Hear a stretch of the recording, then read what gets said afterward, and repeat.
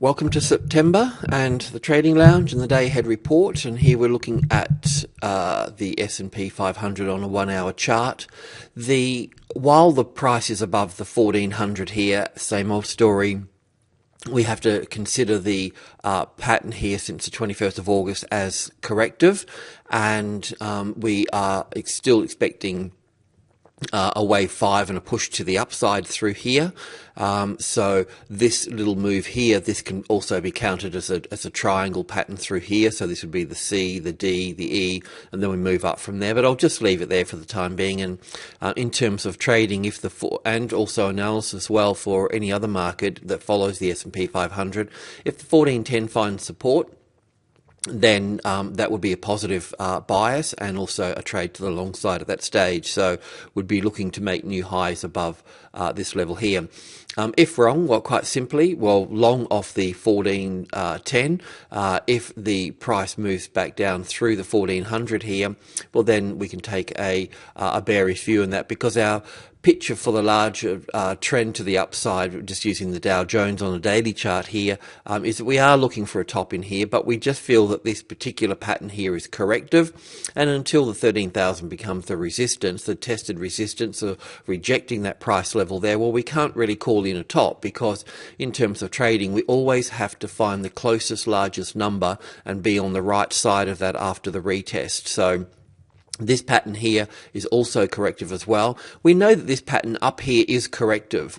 This is not an impulse wave to the upside, so we know that it's corrective.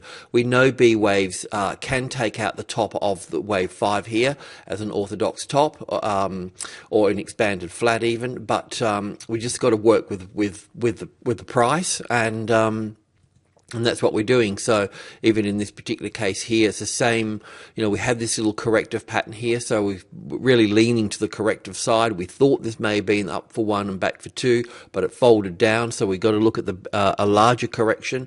And the corrections in the Elliott theory are the weakest link in there, because they can just expand and double in size and so forth, and it's just part of the nature of them. But also as well, this can also can get a little bit larger as well. But it should stay above this area through here, even if this is a D wave up here and an E wave through here. But let's just leave it as the A, the B, and the C. I like to keep things quite simple in using Elliott in the morning report here. In fact, Elliott didn't even use X waves as well. That was something that brought in a bit later. So.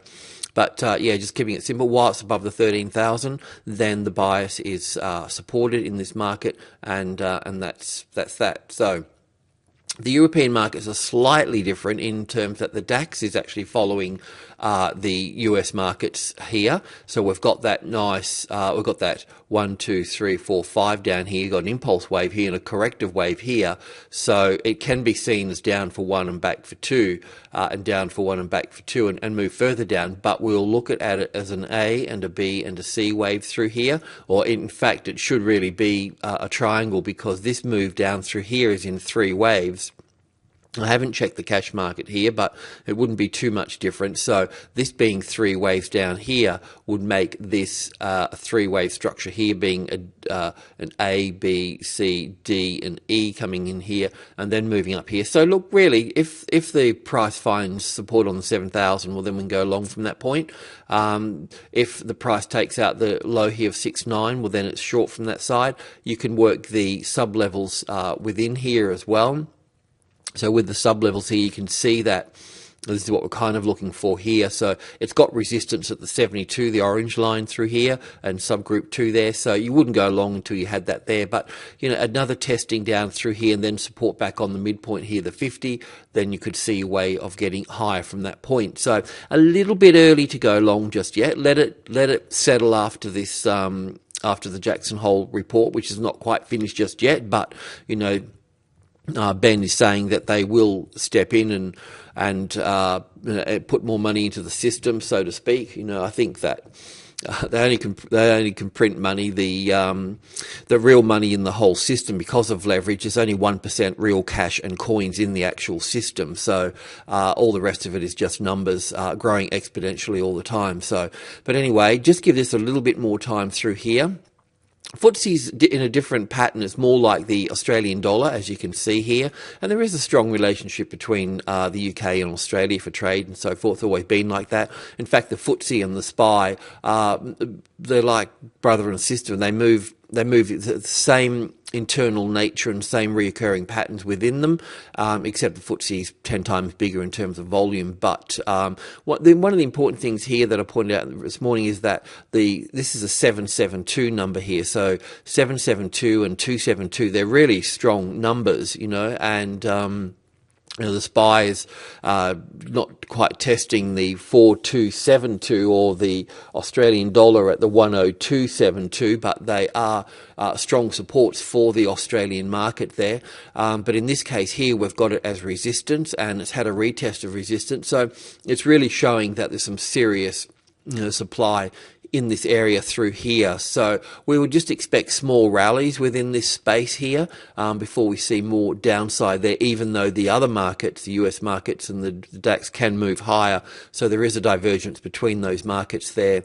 The Australian market, in one sense, looking at the SPY here, this is the 4272 number here. So I just know that that's a strong number here.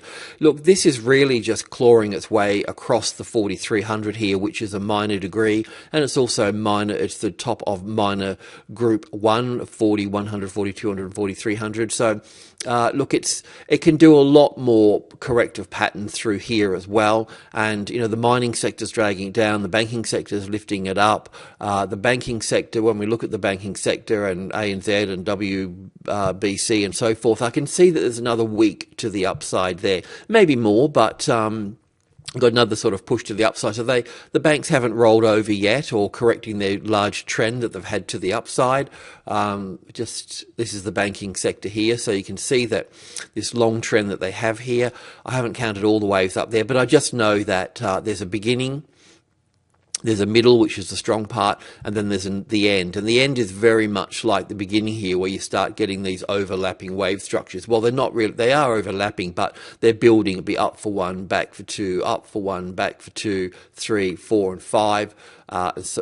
So forth. So this here is corrective here. So expect a little push up here in 5 waves before we see a little top come into play here, something like that here, and that's what I'll expect on ANZ and the other, and WBC and so forth. So that's what kind of looking for. Once we get to there, then we should see it roll over back into the 5,000 at that point there. So this would be the first high above the level, so to speak, across the 5,000, which is the closest, largest number here as such, but also staying within Group 1 as they do. So Group 1 would be the 5.3 here. This is the XXJ, by the way, not the finance sector, but the banking sector. Okay, so yes, in the meantime here, we've, as pointed out on Friday in the chart, in the SPY section, we've got support at the 4272 and supply, obviously, from this volume through here. That brings us into Group 1 here, Group 1, Subgroup 1, 10, 20, and 30.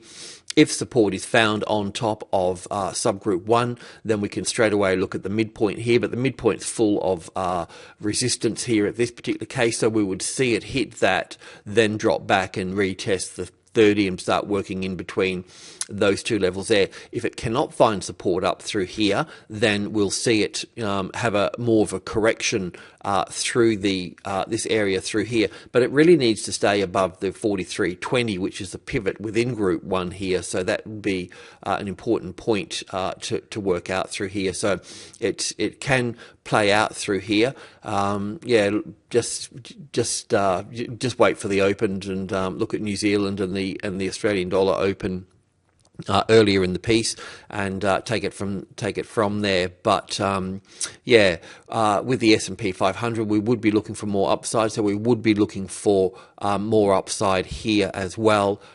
So just work off a retest there. Let's have a look at commodities, because some of them moved, some of them didn't.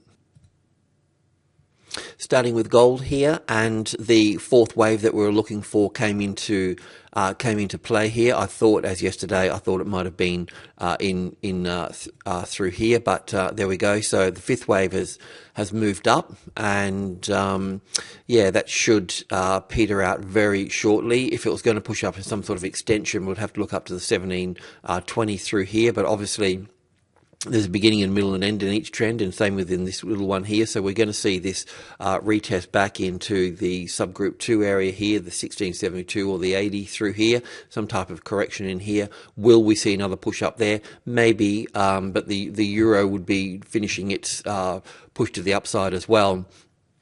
So it's really just priced in the fact that the Jackson Hole meeting coming out saying that they would support the markets. That obviously means printing money, and of course, in reflection of that, that means buying gold as well for that money that's being printed. So that's that. So yes, we're looking for an end to this, as we'd be looking for an end into the euro as well. So we'll watch we can see it slowing down through here, so that will fold back into that now, because it's obviously running out on. Markets can have tops either on extreme volume or no volume, so this would be on lower volume here, because I can see it in the trading ranges through here. So yes, we could have a top in play there now. Let's just see how it folds back in, and when it folds back in, will it fold back? Will it give us 5 waves down, or will it be at 3 waves? 3 waves will be corrective, and then we'll see another high. 5 waves would give us an impulse wave and further to the downside.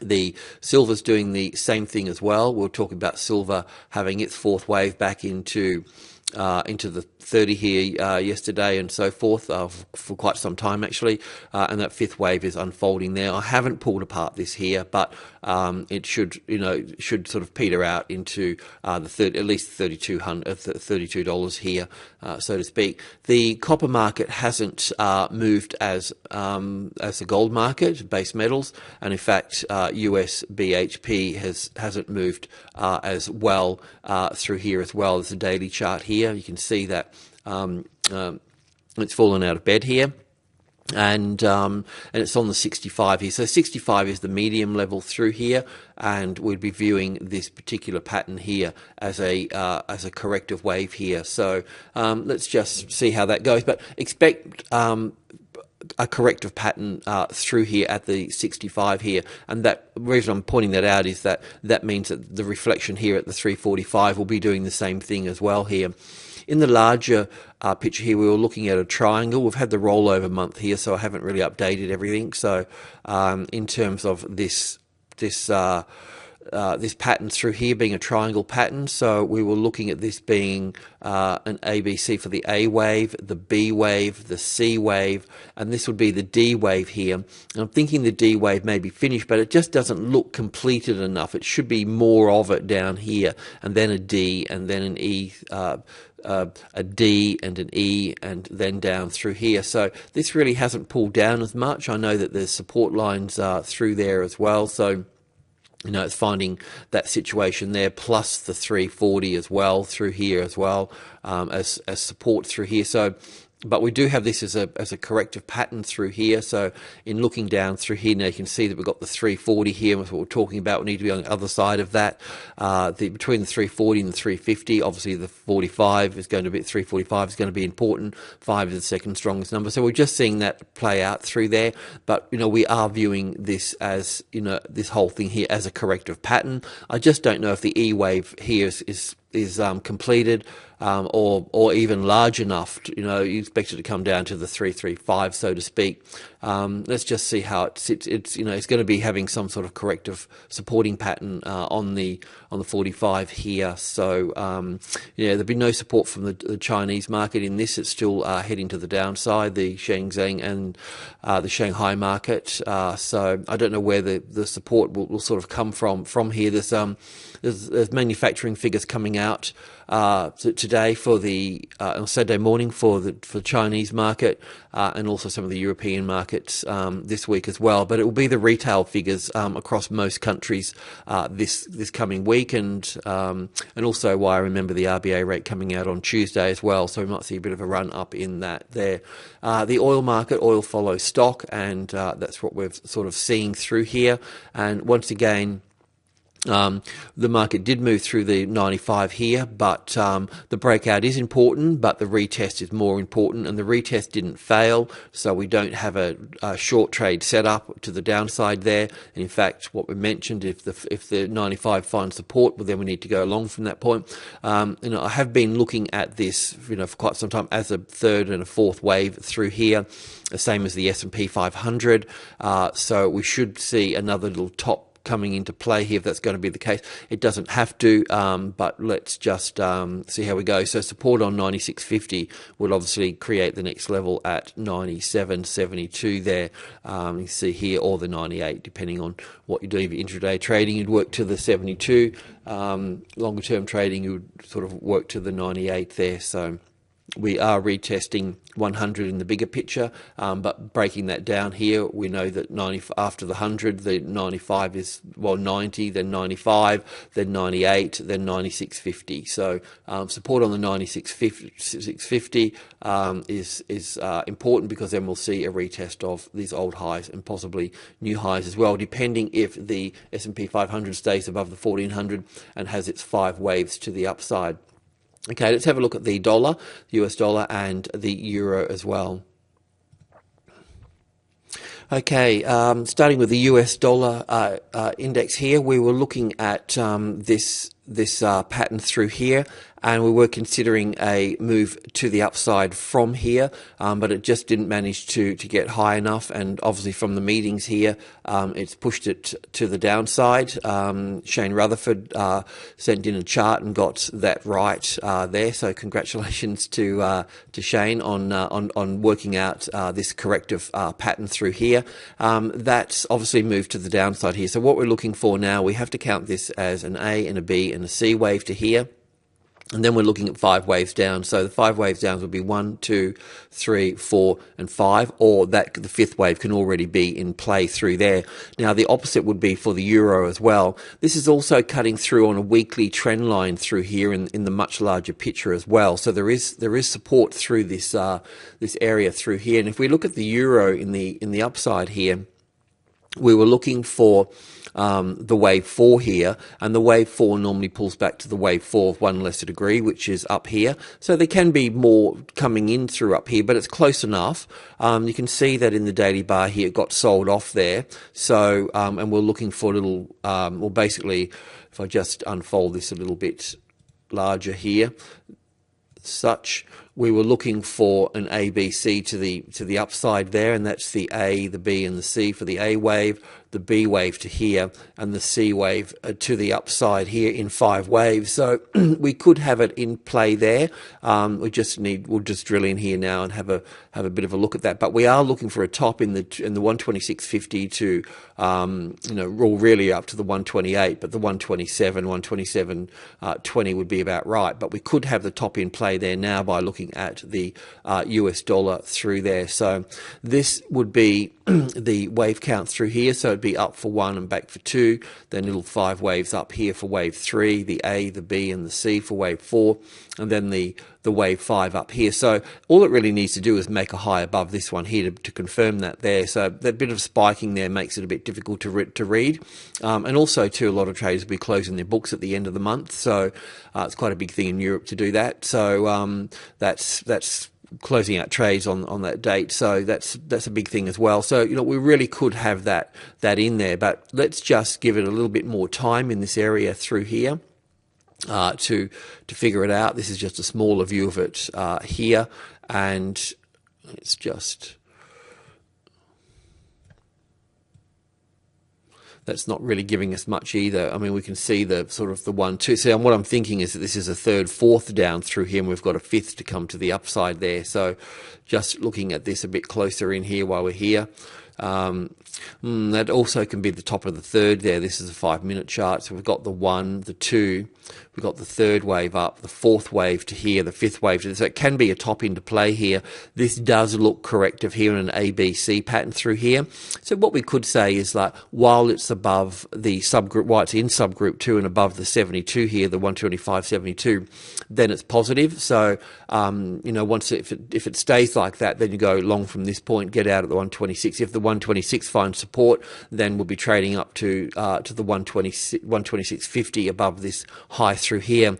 If this fails from here and moves down through here, then they'll obviously be going to the downside. The other thing too is that while the S&P 500 is above 1400, and we're looking for 5 waves to the upside to make new highs, well then the euro is going to travel as well. So we could be looking up at 127.72, 128, like I just mentioned. So I think we just trade the levels and stay above the closest largest number, being on the right side of the closest largest number. Then I need to repeat that because it's such an important thing, such a simple thing, but such an important thing. And it really controls the risk and really gets you on the right side. You don't need to be an analyst. You just need to be on the right side of the closest, largest number and know exactly what number that you're working from so you can have the stop under that. And then you trade to the next number of the same degree. So it is that sort of simple, bit like sort of snakes and ladders, I guess. So that's what we'll use here. The Australian dollar's in its own little camp, of course, and very much like the FTSE, as I mentioned. And it's quite strong to the downside. There's a few different ways to count this here. The move up here wasn't strong.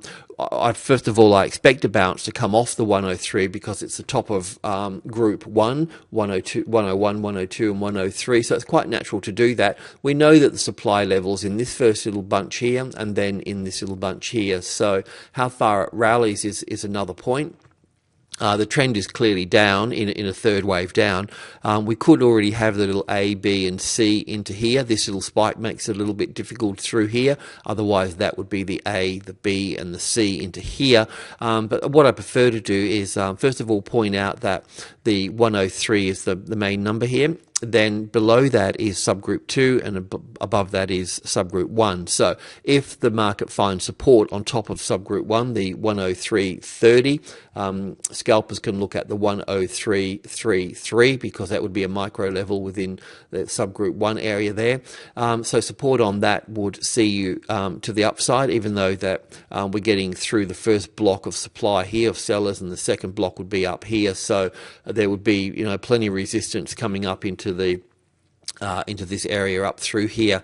Below here is this subgroup 2 area here, but this 102.72 there, this 272 is going to be very strong, and if you're going to be shorting, you really want to be under that, or if that occurs, then short it on the retest there. So work it from that number, but we are just considering this to be a corrective rally, but let's just see how it settles in after the Jackson Hole meeting. And also probably somewhat important, but not probably so much important, is the RBA rate cash coming out on Tuesday. So traders tend to run that up, even if they know that there's no change in rates as well. So buy the rumour, sell the fact is always a strong thing with this. But because we're in a sort of a stronger third wave to the downside, don't expect too much on the news front. Best to trade what you see and trade from price in that. But the bigger picture is that we're still unfolding down into our E wave here, and as I mentioned here, there's going to be support on each one of these levels here, as their mirrored image over here was as well. So just be aware of that. There's no really clean trend as such. Markets, as I mentioned quite a few times, run very quickly between 3 and 5, and take their time between these numbers through coming into, especially coming down into 1, 2, and 3 here. It gets choppy. This is a picture of being choppy here. So yeah, that's about it really. So good morning and good luck.